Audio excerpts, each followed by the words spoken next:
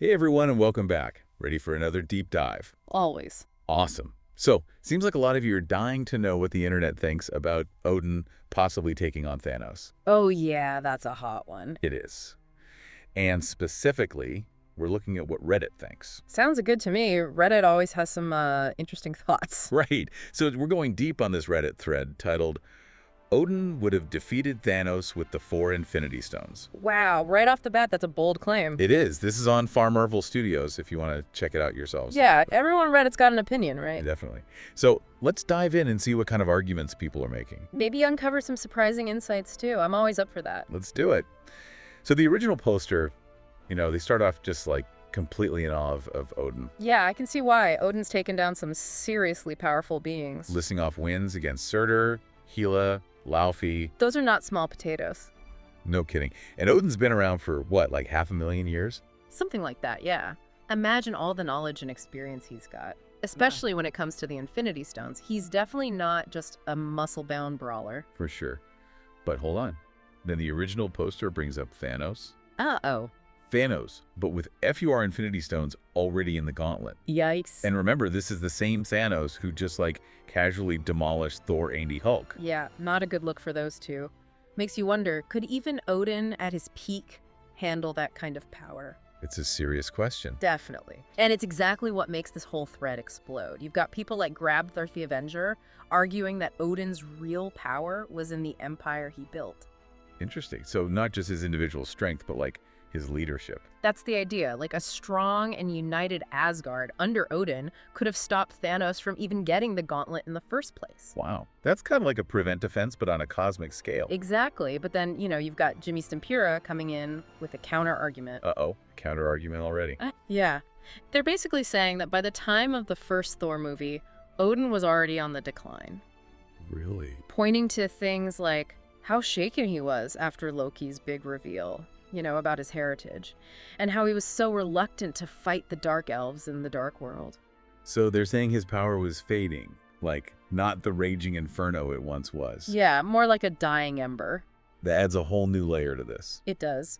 Timing becomes key here. It's not just about what Odin could do, but when. Like, was he still the all-powerful All-Father during Thanos' rise? Or had, time and tragedy taken their toll? It's a big question, like had he already peaked? Right. And that's where things get even more interesting because another user, Grabtharth the Avenger, actually brings up how Thanos waited to strike during Ragnarok. Oh man, when Asgard was in total chaos. Yeah. Talk about a strategic move. Almost like he was waiting for the perfect moment when Odin's power and influence were at their weakest. Oof. Thanos adding insult to injury there. No kidding. But there's another wrinkle we gotta talk about. Loki. Ooh, Loki. Always a wild card. Definitely. So Parabellum 111 raises this crazy interesting question. What if Loki intentionally let Thanos invade Nidavellir? To get the gauntlet. Wait, are they saying Loki was working with Thanos even after the Avengers? It's not impossible. We know Loki's all about deception and playing both sides. Yeah, that's his MO for sure. But wouldn't Odin have sensed something was up? Maybe, maybe not. Remember, Thanos was a master manipulator, too. Oh, true. Didn't he, carefully undermine Earth, Asgard, Andy, the Nova Corps before making his big move? Exactly. Death Note Shark brings this up. It wasn't just about brute force for Thanos. It was all about playing the long game. Wow, so much to unpack here already. I know, right? And we're just getting started. As we dig through this thread, it's crazy how much people assume Thanos was just waiting for Odin to be gone. Like he was scared or something. Right.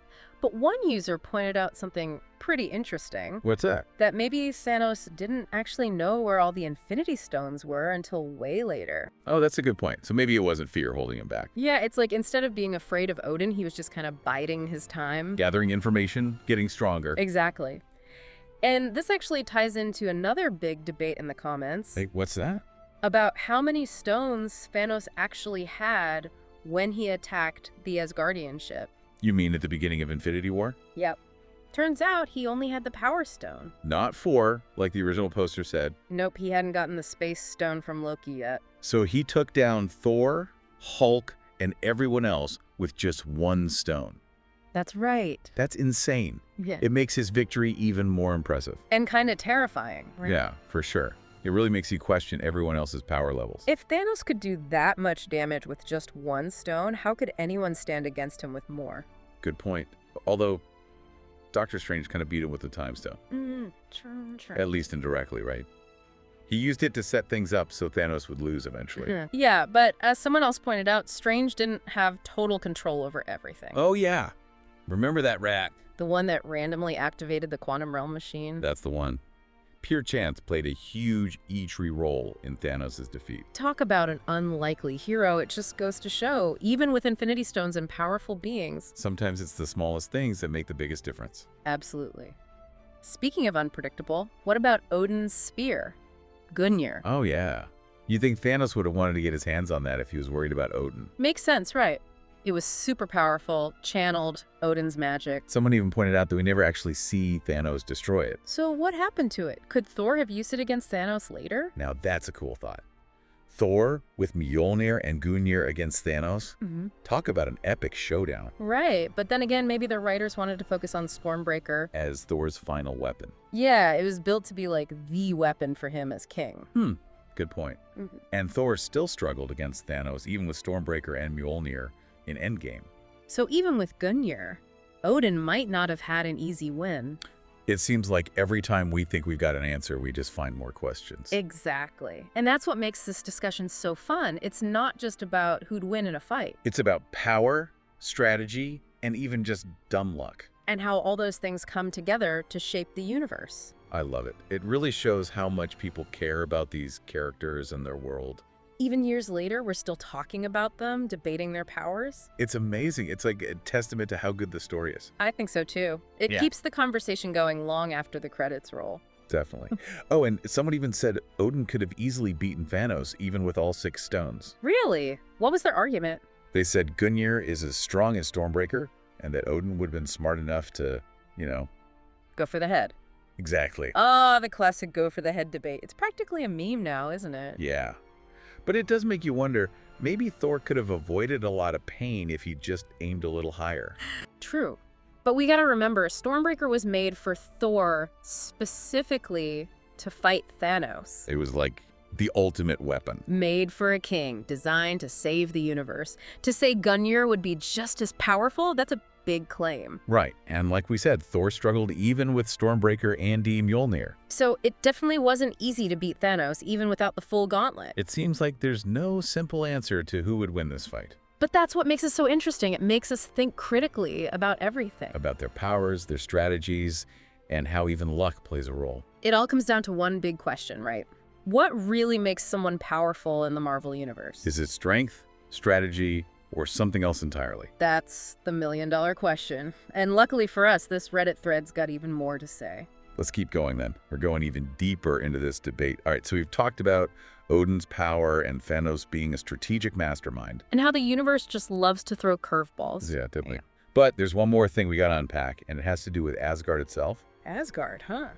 What about it? Well, there's this whole discussion about Hela, and if she was actually stronger than Odin. Oh yeah, Hela was a beast. Remember when she first showed up, just wiped the floor with Thor. And while she was on Asgard, she was basically invincible. Some people are saying that's because she was drawing power directly from Asgard. Whoa, so like they were both tapping into the same power source. Exactly. But Odin was controlling it because he was king. And when he died, that control went to Hela. That's the idea. That's a really interesting take. So then what even is Asgard? Just a planet? Right, or is it more like a people, a culture, a concept? Didn't they say in Thor, Ragnarok, Asgard is not a place, it's a people? Exactly. A bunch of people in the thread are bringing that up. So both Thor and Hela were getting power from Asgard, but as a concept. Not just a physical realm. Whoa, that's deep. So even after Asgard was destroyed, its power lived on. Through its people. It's like power isn't just about strength or weapons. It's something bigger, more connected. So was Odin's power tied to Asgard too? It's possible. Even without the planet, he might have still been super powerful. Drawing strength from his people. Right. Which adds a whole other layer to the Odin versus Thanos thing. Man, this just keeps getting more and more complex. But that's what makes it so awesome. It makes us think about these characters in new ways. And just when I thought we'd covered everything, someone dropped this crazy theory. What's that? They said Heimdall, with his all-seeing vision, could have been connected to the Soul Stone. Whoa, hold on. The Soul Stone? How? Think about it. The Soul Stone is all about souls, connections, the essence of things. And Heimdall could see the souls of everyone in the universe. Maybe there's a link there. It's definitely fun to think about. Even if it's not official, it just shows how much these discussions can make us rethink things. Yeah, it sparks our imagination. It's awesome. The MCU and its fans, we're all connected by these stories. And these debates let us explore them in ways the movies never could. I totally agree. So, to wrap things up, we've talked about Odin's strength, Thanos' strategy, The nature of Asgard, power scaling, Heimdall, and the Soul Stone. It's been a wild ride. It really has. And we've barely scratched the surface of this Reddit thread. But now it's your turn. What do you think? Could Odin have stopped Thanos? So keep those comments coming, keep those discussions going, and keep that Marvel love alive. And hey, if you enjoyed this deep dive, hit that like button and subscribe to our channel for more epic content. Yeah, we've got tons of awesome stuff coming your way, so stay tuned. Thanks for joining us on this journey through the Marvel Universe, and we'll see you in the next one. Peace out.